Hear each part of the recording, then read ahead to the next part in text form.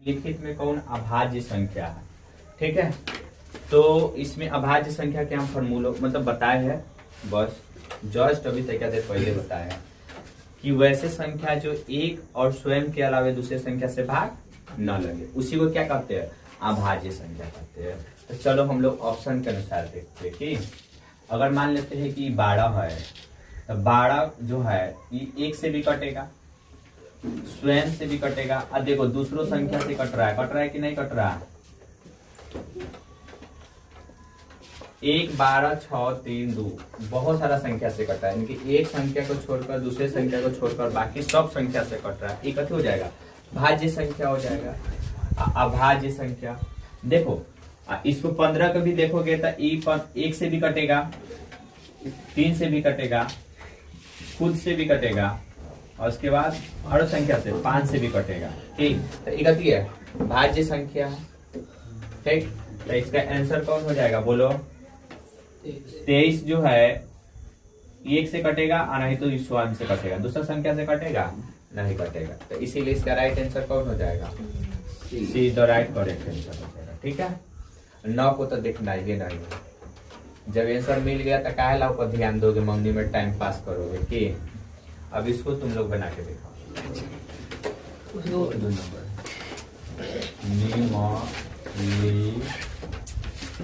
निम्नलिखित में कौन भाज्य संख्या है।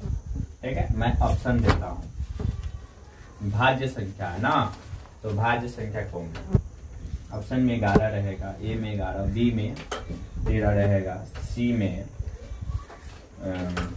कितना देते, 5 देते, डी में चलो 12 दे देते हैं, ठीक 12 भी दे देते हैं।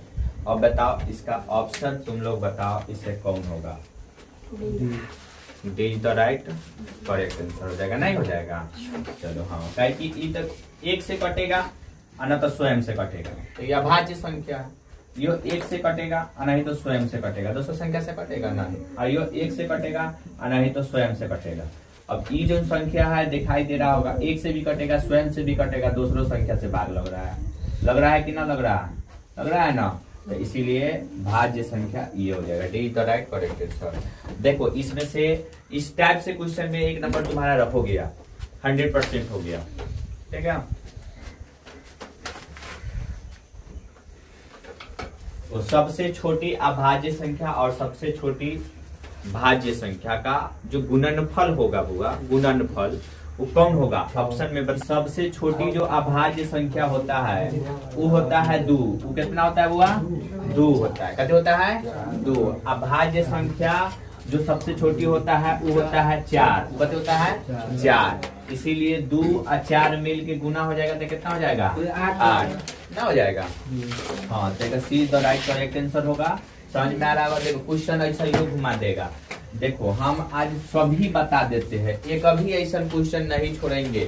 ठीक है, और इस जितना मतलब टाइप्स हम पढ़ा रहे हैं, तुम अपने जाके टारगेट जो है बुक खरीदा होगा पढ़ने के लिए, रिवीजन करने के लिए, चाहे एमडीए गाइड भी खरीदा होगा हुआ, तो जो भी खरीदा होगा जाके देखना, मिलाना। ठीक है, इसका 100% है, इस टाइप का जो होगा नहीं होगा ना तो थोड़ा एग्जाम में ही आएगा। ठीक है, इस टाइप से क्वेश्चन आएगा और जाके सीधे गर्दा मचाना है, और कुछ ना छोड़ के नहीं आना। ये नहीं कहना कि सर नहीं बताए, क्योंकि हम जब पढ़ा रहे हैं तो मुझे याद हो रहा है कि हम क्या पढ़ाए हैं। छोटी अभाज्य, कभी अभाज्य, सबसे छोटी अभाज्य और सबसे छोटी भाज्य संख्या का योगफल, क्या हुआ, योगफल होगा।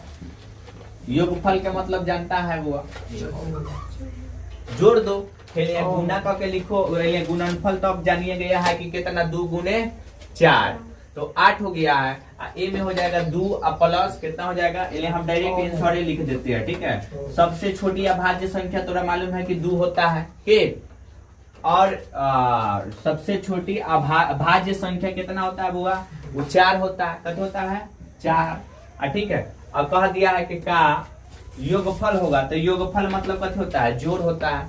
ठीक है, अब बराबर जोड़ की कितना हो जाएगा 6 के। तो सबसे छोटी और सबसे बड़ी जो अभाज्य संख्या और सबसे छोटी भाज्य संख्या का जो योगफल होगा वो हुआ 6 होगा। कितना होगा 6 is the right correct answer होगा। ठीक है, और अंतर कह देगा, क्या कह देगा, अंतरों पूछ देता है, इस बात को ध्यान में लिखो। ठीक है, अंतर भी याद रख लेना कि सबसे छोटी अभाज्य और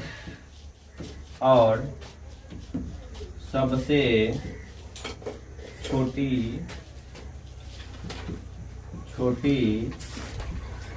भाज्य संख्या का अंतर होगा तो तोरा मालूम है कि सबसे छोटी अभाज्य संख्या कौन है, बोलो 2 है। कितना है 2 है। माइनस कितना हो जाएगा, बोलो भाज्य कितना हो जाएगा 4 हो जाएगा। घट के कितना हो जाएगा बताओ, -2 हो जाएगा।